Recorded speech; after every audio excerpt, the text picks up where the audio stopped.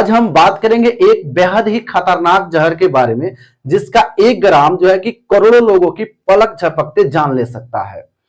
तो इसके खोजकर्ता कौन है और इसका जो पहला शिकार बना था वो कौन था, इन सारी चीजों के बारे में हम लोग पढ़ेंगे। तो आपको वीडियो देखनी है अंत तक, ताकि इसका पूरा जानकारी आपको मिल सके। वैसे आप लोग को हम एक जहर का नाम बताते हैं, साइनाइड। साइनाइड का नाम तो आप लोग सुने होंगे, जो बेहद ही खतरनाक जहर है। लेकिन हम इस जहर की बात नहीं कर रहे हैं। इसी की तरह एक इससे भी खतरनाक जहर है, जिसका नाम है पोलोनियम 210।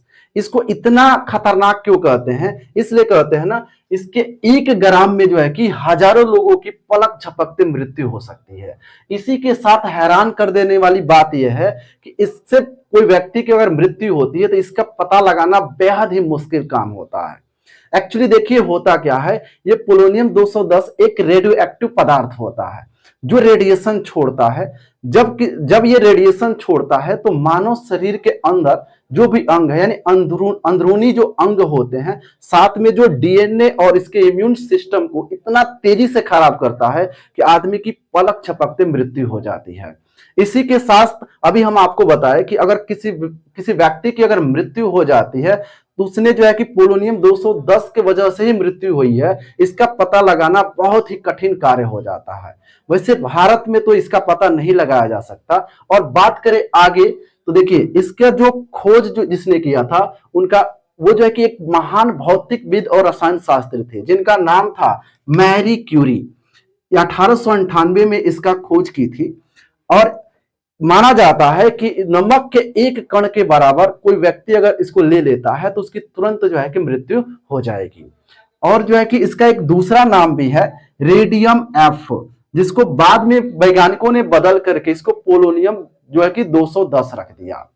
उसी के साथ अगर हम बात करें इसकी पहली शिकार कौन बनी, तो देखिए इसका जो पहला शिकार बना वो मैरी क्यूरी की ही बेटी थी, जिनका नाम था यहाँ पे इरीन जूलियट क्यूरी, जो है कि पहली शिकार बने। उन्होंने क्या किया कि एक उसका कण उठा करके इन्होंने खा लिया, जिससे उनकी तुरंत जो है कि मृत्यु हो गई।